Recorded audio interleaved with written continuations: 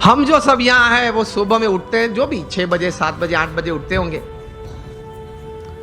और आजकल युवाओं को एक हैबिट सी बन गई है, रात को देरी तक कुछ करते रहना।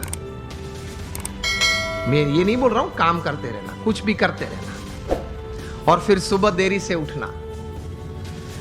अब हम जब पीछे बैठे थे रूम में, आपके ही ऑर्गेनाइजेशन के कुछ ट्रस्टीज बड़े लोग साथ में बैठे थे, बातचीत हो रही थी।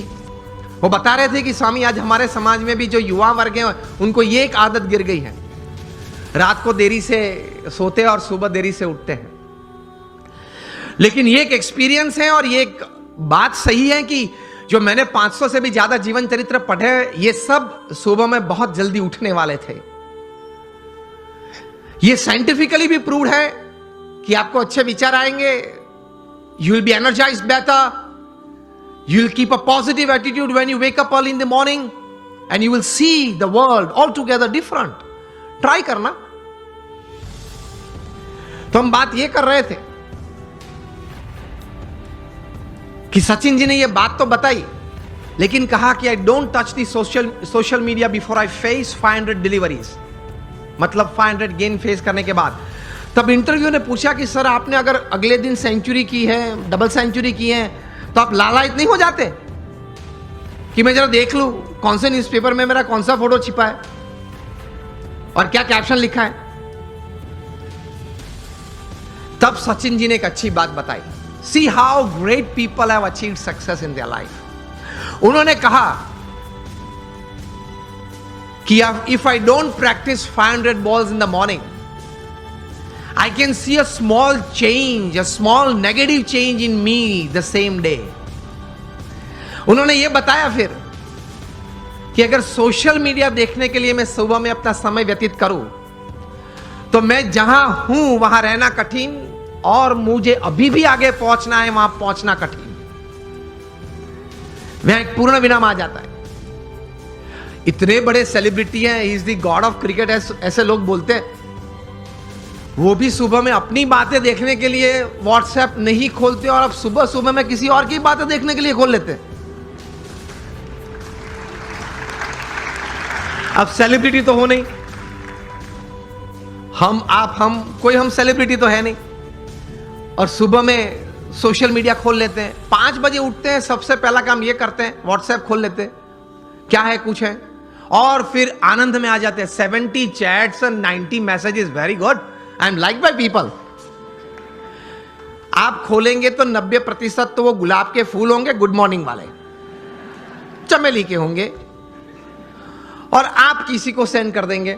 घूमते घूमते 3 दिन में वापस आ जाते हैं।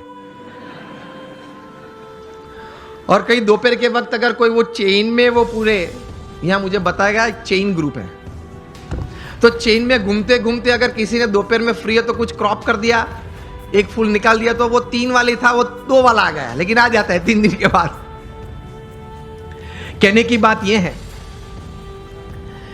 कि when you decided upon a goal, एक मतलब आपने एक बात तैयार कर दी जीवन में, आपने एक निश्चय कर लिया जीवन में, तो फिर उसके प्रति एक केंद्रित विचार, कॉन्सेंट्रेटेड एफर्ट हमेशा रहता है। रिमेंबर, लॉन्गफेलो ने एक अच्छी बात की है, the heights attained and kept by great personalities were not attained by sudden flight, but they while their companions slept were toiling upwards at night. महापुरुष जिस कक्षा पे पहुंचे हैं, बहुत पुरुषार्थ किया है, आसानी से कोई बात नहीं मिलती, पुरुषार्थ के साथ वहां पहुंचते हैं। तो ये तैयारी रखनी चाहिए, और सही तरीके से प्लानिंग के साथ एग्जीक्यूशन होता है तो सफलता मिलती है।